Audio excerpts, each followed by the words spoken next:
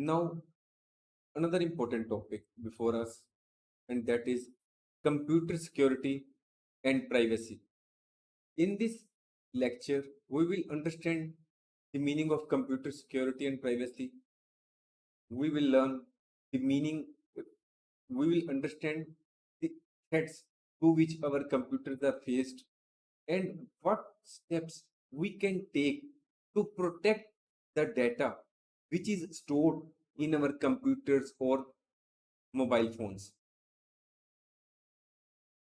We store a lot of information on our computers and other electronic devices. There are a large number of photographs or data which is stored in our mobiles. In the case of schools, they have personal information about a large number of their students and also the information in respect of their parents. Computers are also used in banks. They are having the information about their clients, what is their bank balance, or what types of credit facility they are availing.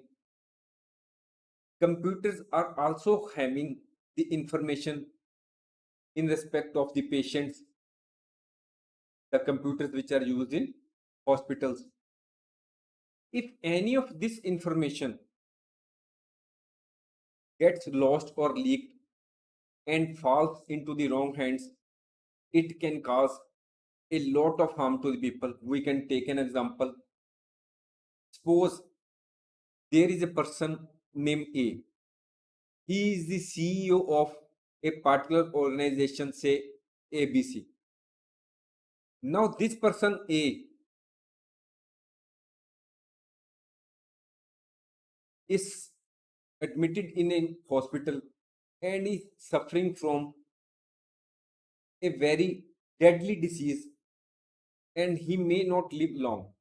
If this information goes into the media or goes into the wrong hands, it may get published or reported on the live channels. If this organization is listed on a stock exchange, then it is quite possible that the shares of the particular organization may fall very steeply. In the same way, if the information about a particular client goes into the hands of your wrong hands or comes into the knowledge of your say relatives, they may come to you and ask for money. So in this way, if any information which is stored in the computer gets leaked, it may cause a lot of problems for the people. Suppose there is a defense research organization which is using computers to have various types of information which is very confidential. If the information stored in the computers of defense research organization is leaked, then it may be a cause of national security. It may become a very big issue. National security may be under threat.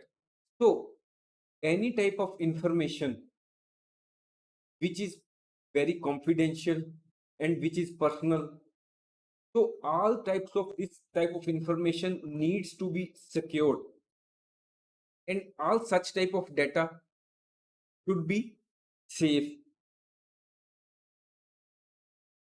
Computer security deals with protecting computers. There is need to take the measures we can take to restrict access to personal data which is stored in the computer and prevent loss of data. Security break is the leakage of information stored in a computer. Personal information can be lost or leaked in two ways. There are some persons who are not careful while they are using computers and making use of internet. They may be giving all information about themselves. That is the it may be possible that we are we have gone for a holiday trip. We will be giving live photographs, live footage of the said place. In this way, the thieves may come to know that you are not at your home, and they may strike your home. Or we may give other types of information like our date of birth or other information on our Facebook or WhatsApp or other social media apps. So when the other persons may make use of your personal information, and such type of information may be used in case of identity theft, which we will discuss later on. There is also the possibility that we make use of unsecure sites, that is the sites which start with http. These are unsecure sites, whereas the sites which start with https, these are secure sites. The persons sometimes do not understand the relevance of secure sites. Never visit the sites which are http. Never reveal your account details and password on unsecure sites. When we are making online shopping or visiting any site, please see that it starts with https. Otherwise, it is very likely that they will store whatever information you are giving about your bank, that is the username and password, and they may hack your bank account, and all of your money will be drawn by them. Further, a person may get unauthorized access to our computer. When it happens, suppose we are working in an office and we are leaving our computer open and have gone for tea break, and other person, which may be our colleague or any other person, which may come to our seat and make use of our computer.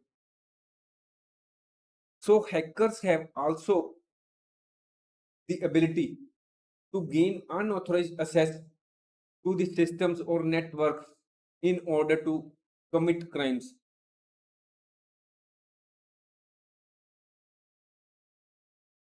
Now, there are a large number of threats to which our computers are faced. We that are not aware of various types of threats. We will discuss these threats one by one. First is physical theft. This is the physical theft. That is, the device has been taken off by the thief. This is physical theft. This is the picture of identity theft. That is, a hacker assumes your identity and steals your personal information. Another type of theft is software piracy. This is the stealing of software and includes using or distributing unlicensed and unauthorized copies of a computer program or software.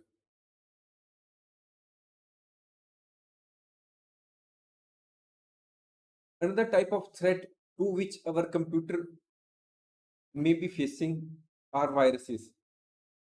These are the computer programs that can corrupt data, steal passwords, damage the software programs, spamming email contacts. Viruses can spread through email and text message attachments, internet file downloads, social media links. It may happen that whenever we open our email account, there may be written that you have won $1 million, go through the attachment, and if you open that link, the virus may hit your computer. Computer viruses cause billions of dollars worth of economic damage every year. Now, another threat is worms. A computer worm is a malicious piece of software. It does not target files on an individual computer. Instead, worms take on entire network of computers in an attempt to create large botnets. There are well over a million computer worms in the world, each designed for a specific purpose.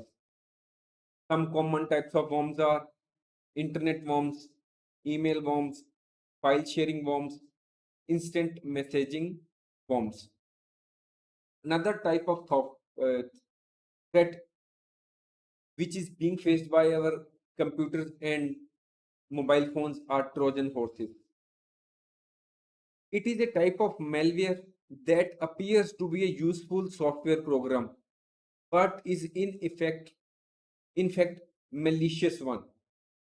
Once it reaches a computer, it starts behaving like a virus and it destroys the data which is present in the computer. The most popular tactic for spreading Trojan horses is thoroughly seemingly unthreatening emails and email attachments. That is, the Trojan horses spread through emails and email attachments.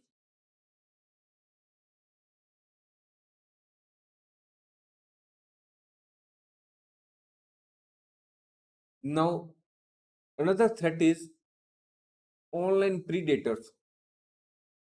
As per a report of FBI crime, 5 lakh online predators are active each day.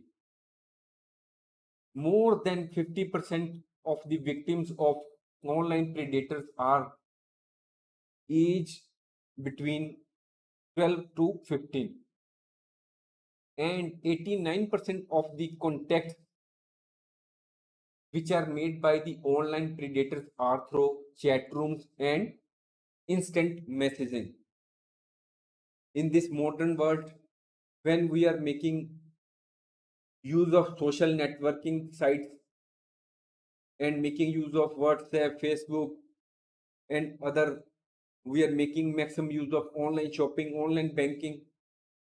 We must be aware of online predators. Online predators can have fake pictures and video that convince your child that they are a kid too. That is, online predators are actually adult, but they behave and make use of the pictures in which they are being shown as kids. The online predators learn everything they can about your child from the social media. That is, whatever we are posting on Facebook, WhatsApp, or other social media apps or sites about our kids, they collect all the information about your child from all the possible sources. Online predators join online gaming chat sites and popular apps that kids use. That is, all the sites or gaming sites or chat sites which they normally are used by kids, they make use of those sites or games. Online predator is a criminal who uses the internet to steal personal information or search for victims. The crimes which are done by the online predators are identity theft, stalking, kidnapping, and child sex abuse.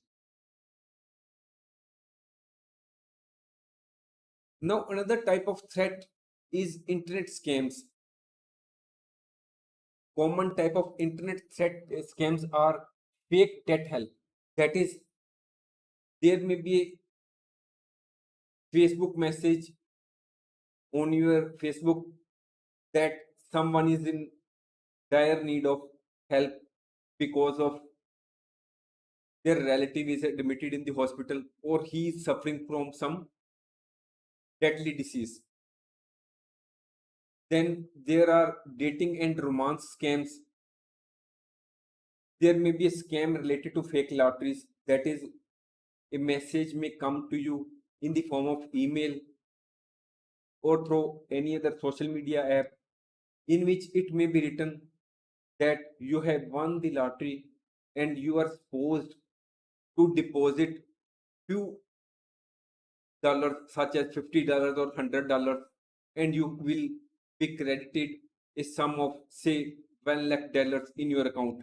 You are to give the details of your bank account and deposit a small amount of money in the particular account which may be given by the other person. Then there are also SMS messages or other types of emails which may land into your email box that there is a problem in your account, bank account, and you are required to keep in touch with the particular mobile number, or you are required to click on the link given in your email. Then there are many types of scams in the name of charity. The other person may not be having any link with the charity, it may be a fake one. There may be other free stuff scam, pre-approval scam, that is, we have approved the loan of rupees and loan of rupees 100 or $1,000. You may come to our office or you may click on the link given. In this way they can gain the access to your mobile or can gain control of your mobile if the other person is a hacker.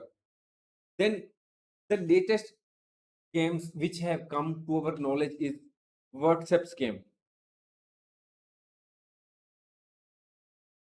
WhatsApp scam in which they are also having the ultimate aim to withdraw money from you in the name of distress help, or they may be asking you that some amount is required by them for some needy person. So all these activities come under the purview of internet scheme. So beware of all these types of internet scams and do not get yourself lured by the dreamy offers made by the other persons. There is nothing which is free in this world. There may be other persons who may say that particular type of software is available free. You are required to click on the particular link. When you hit that link, it is quite possible that the person sitting on the other side may gain control of your computer, hack your computer, and it will lock your computer, and ultimately it may be possible that they may demand ransom to release your computer because your computer will not open after that. So there is need to protect whatever is stored in our computer from theft and viruses. There are certain measures which we can take. There is need to train ourselves and also our staff through seminars, classes, online courses about the cybersecurity. There is also need that we should update our software and operating system so that we can get the benefit of latest security patches. That is, if we do not update our computer systems or software, the hackers are developing viruses, worms day by day. If we do not update our system, it is quite possible that our computers may be hit by the latest viruses or worms. We should use antivirus software which is from a non company so that we can protect our computers from the viruses which are already known. We should keep our antivirus software up to date so that the best level of protection is available to our computers. We should use strong and smart passwords to log into your computers. For that purpose, we should not use the name of our relatives or date of birth. We should not use the passwords which are easily guessable. We should always make use of combination of characters. That is, we may use uppercase, this is the uppercase, this is the lowercase, these are numbers, these are punctuations. We can use space, we can use symbols like that. That is, we have to use all these in our making password. For purpose of making password, we should use at least 8 characters. For example, we can make a password of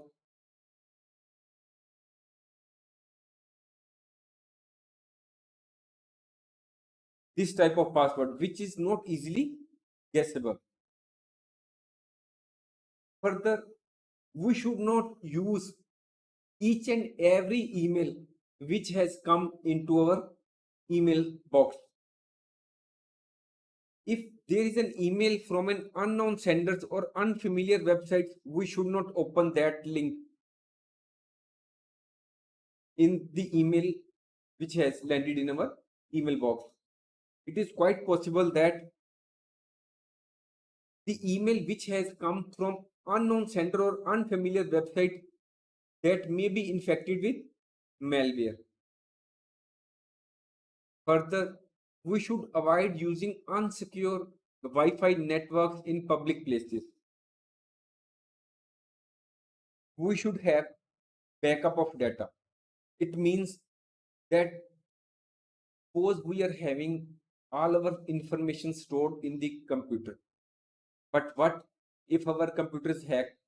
We should have the backup of that data or the sensitive information or confidential information or other information which is available on the computer. We can keep the backup of the data on other devices as well so that all the sensitive data is not lost after a security breach. For the purpose of generating a strong and smart password, we can take the help of a site which is https then 2:/strongpasswordsgenerator.net. When you visit that site, there are multiple options. You are to choose that options and it will automatically generate a very strong password for you. Then we should provide personal information only on trusted sites. That is, it is not that we can open any site and give our information on that site. Then we should avoid entering sensitive information if the URL has HTTP. That is, it starts with HTTP. As already told, if a site starts with HTTP, it is unsecured site. But if the site starts with HTTPS and it has a lock symbol, then it is a secure site. We can we are to use only that site which has HTTPS and has a lock symbol. Only then we are to go in for online purchasing, online banking, etc. Then we are to use firewalls, pop-up blockers. We should uninstall unnecessary software. We should also make use of our common sense. We should change our mindset. Nothing is available in this world. We should be wary of free downloadable software or any email link that offers anti-malware programs. Beware of homemade CDs, floppy disks, and flash drives, as these types of CDs or floppy disks can cause harm to our computers in the form of viruses, worms, Trojan viruses. Further, do not install too many types of security software. If we do this, it will ultimately affect the performance of our computer and the effectiveness of the software itself. So, you may use the security software of a reputable organization. Then we should always remain informed and be cautious while you are using internet. Then another precaution or measure which we can take is encryption of data. Keep your information in an encrypted format to keep it safe from unauthorized users. What is the meaning of encrypting data? It means concealing data from others and to turn normal plain text data in another form or code so that only authorized persons with access to a secret key, formerly called a decryption key or password, can read it. Currently, encryption is one of the most popular and effective data security methods used by organizations such as banks and companies in which important customer information is stored. Most social networking sites will ask you to create a personal profile with detailed information. It is also quite possible that whenever you visit a social networking site, they will ask you about your current and past places of employment, what is your education level, where are you currently residing, what is the name of your hometown, what is your email number address, what is your cell number, what is your instant message e-messaging ID. If you give all this type of information on the social networking sites, it is quite possible that it can expose you to identity theft or social engineering attacks. Even with the best privacy settings, you should consider that what you post may be seen by others. That is, once you have posted any type of information about yourself on any site, it is quite possible that even if you delete the same at a later date, the same information may have reached others in the meantime, or it may be seen by others even when you delete the same. Remember that when it is deleted, it may still remain visible on web servers and accessible on search engines. Now, this is the state of affairs that some cyber criminals offer their services on demand. The hackers can hack computers to gain access to some sensitive data or create massive denial of service attack. What is the denial of service attack? It means that suppose it is the server and it can handle only say about 100 service requests. In the case of denial of service attack, the hacker will load that server with say about 1 lakh requests at a time. That is, it will make such an arrangement that 1 lakh or more requests come to the server at a time. That is, it will become overloaded and it will crash. This is known as denial of service attack. These types of activities are often done by the hackers, and they may be doing so at the saying of some other rivals, or they may be asking, or they may want to disrupt your business. The hackers are always busy in developing new malware and viruses. So there is the need that we should always make use of the trusted anti software from the reputable companies.